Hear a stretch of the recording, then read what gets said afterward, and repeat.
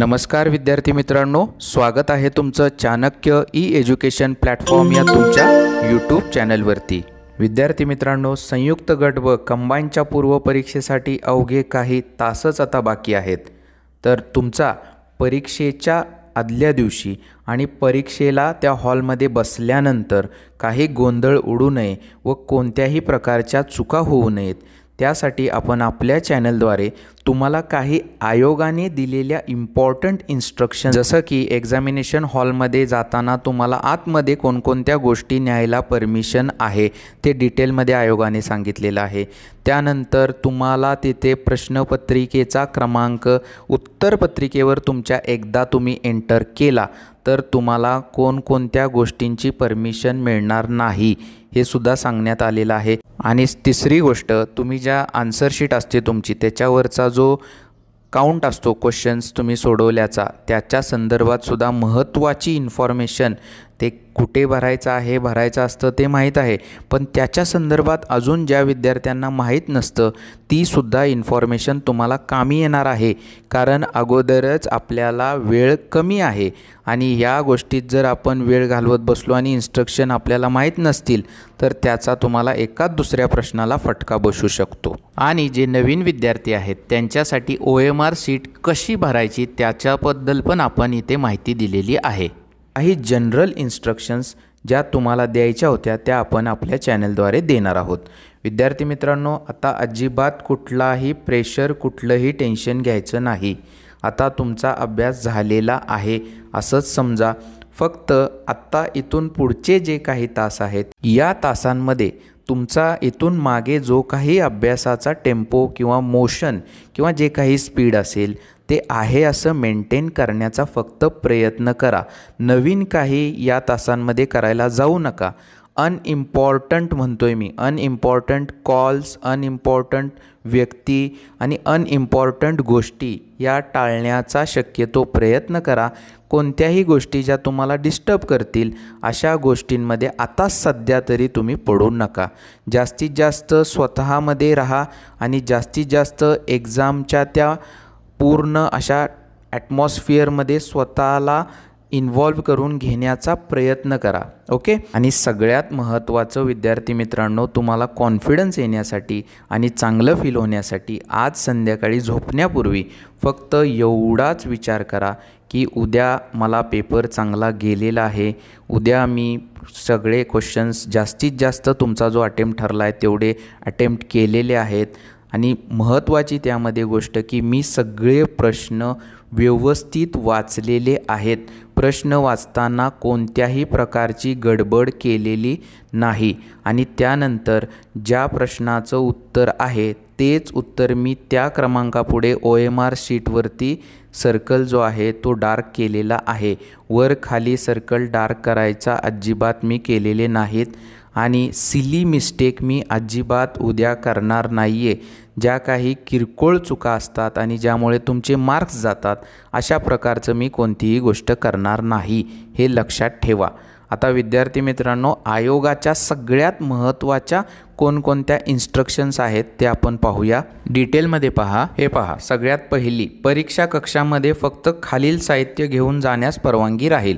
कोणतं साहित्य आहे तर आयोगाच्या ऑनलाईन अर्ज प्रणालीच्या म्हणजे हॉल तिकीट तुम्ही प्रिंट केलेलं व्यवस्थित दिसायला हवं।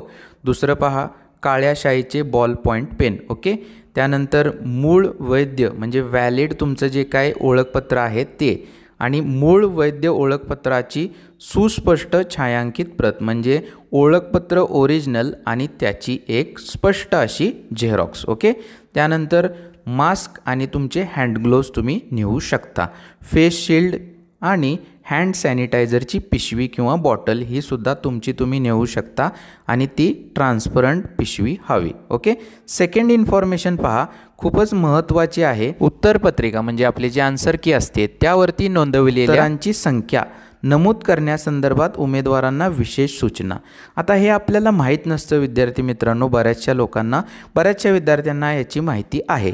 हे पहा की परीक्षा कालावधी संपल्यानंतर उमेदवाराने सोडवलेल्या प्रश्नांची संख्या अचूकपणे उत्तरपत्रिकेवर विहित ठिकाणी नमूद करणे आवश्यक आहे। हे लक्षात घ्या. पेपरची बेल वाजल्या काही सुपरवायझर तुमचा पेपर लगेच घ्यायला आला तर तुम्ही त्याला द्यायचा नाही आहे. त्यात तुम्हाला पुढचे 2 मिनटं दिलेले आहेत बेल वाजल्यानंतर. कशासाठी? तर तुम्ही किती उत्तरे सोडवलेली आहेत त्याचा क्रमांक उत्तरपत्रिकेवर लिहिण्यासाठी. तर ही 2 मिनटे पेपरच्या दरम्यानची 2 मिनटे तुम्ही 2-3 प्रश्न सोडवायला स्पेंड करू शकता, ना की ते मोजत बसण्यासाठी. हे सगळ्यात इम्पॉर्टंट होतं विद्यार्थी मित्रांनो. लक्षात ठेवा, हे एक्झाम संपल्यानंतर 2 मिनटं आहेत. आता इथे 19th पॉईंट आहे पहा, हा इम्पॉर्टंट आहे थोडा, की तुमची जी आन्सर शीट असते त्याच्यावर एकदा तुम्ही क्वेश्चन पेपरचा जो काही नंबर आणि जो काही सेट नंबर असतो तो त्यामध्ये एकदा तुम्ही फिल केला तर त्यानंतर तुम्हाला प्रश्नपत्रिका बदलून दिली जाणार नाही. आणि तसेच या संदर्भात परीक्षेनंतर आलेल्या तक्रारी विचारात घेतल्या जाणार नाहीत. गडबड करून पहिल्यांदा तो क्वेश्चन पेपरचा जो नंबर आहे तो आन्सर शीटमध्ये भरण्यापेक्षा तुमचा क्वेश्चन पेपर व्यवस्थित प्रिंटेड आहे का, सगळे प्रश्न 100 प्रॉपर आहेत का, हे फक्त अर्ध्या मिनटात पाहून घ्या. त्याला जास्त वेळ लागत नाही. मग आन्सर शीट तुमची भरायला घ्या. ओके, हे इम्पॉर्टंट आहे, हे लक्षात ठेवा. त्यानंतर 23वा पॉईंट लक्षात ठेवा, परीक्षा सुरू झाल्यानंतर ते परीक्षा कालावधी संपेपर्यंत कोणत्याही उमेदवारास कोणत्याही कारणासाठी परीक्षा कक्षाबाहेर जाण्याची परवानगी दिली जाणार नाही. त्यामुळे तुम्हाला जे काही वॉशरूमला वगैरे जाऊन यायचं असेल, काहीही गोष्टी असतील त्या प्लीज पेपरच्या अगोदर जाऊन या. तुम्हाला नंतर मात्र सोडणार नाहीत.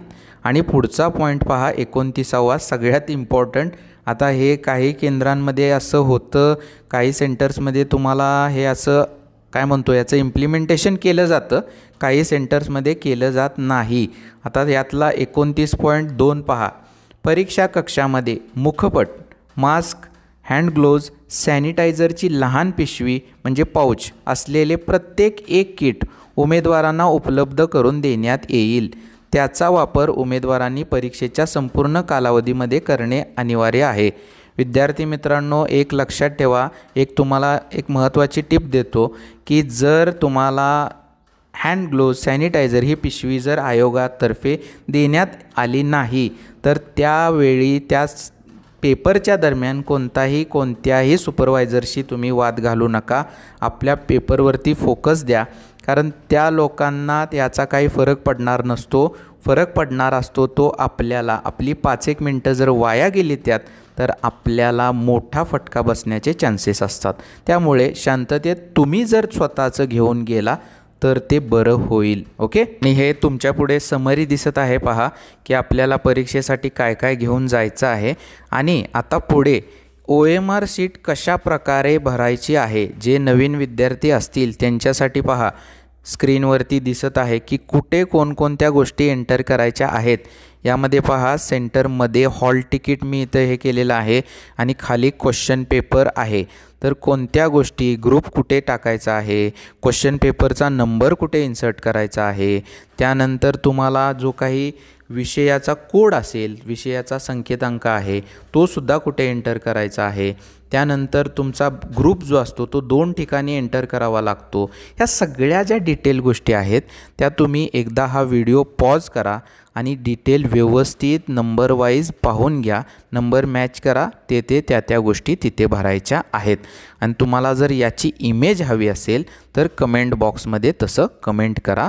टेलिग्राम चॅनलवरती तुम्हाला ही इमेज अवेलेबल करून दिली जाईल. आणि विद्यार्थी मित्रांनो, लक्षात ठेवा, करंट अफेअर्स, चालू घडामोडीचे सगळ्यात महत्त्वाचे परीक्षाभिमुख जे काही प्रश्न उत्तरे असतील ती आपल्या चॅनलवरती व्हिडिओज अवेलेबल केलेले आहेत. 4 व्हिडिओज आहेत चालू घडामोडीचे. चॅनलच्या व्हिडिओजमध्ये जाऊन तुम्ही चालू घडामोडीचे व्हिडिओ पाहू शकता. ते पाहून घ्या, तुम्हाला त्याचा 100% फायदा होणार आहे. विद्यार्थी मित्रांनो, ऑल द बेस्ट. पेपर तुम्हाला चांगला जाणार आहे. व्यवस्थित सोडवा, अटेम्प्ट चांगला व जास्तीत जास्त करा, कारण 1/4 निगेटिव्ह आहे. आणि रिस्क घेतली तरी चालेल, पण कॅल्क्युलेटेड रिस्क घ्या. तुमची जी स्ट्रॅटेजी आहे ती प्रॉपरली उद्या एक्झिक्यूट करा आणि जरी नाही झाली तरी तिथे कोणतंही प्रकारचं टेन्शन किंवा भांबावून न जाता टेम्परामेंट ठेवून तुम्ही पेपरला सामोरे जावा. रिझल्ट तुमचाच असणार आहे. ओके, चला तर व्हिडिओ पाहिल्याबद्दल तुमचे खूप खूप धन्यवाद आणि चॅनलला सबस्क्राईब करायला विसरू नका. थँक्यू.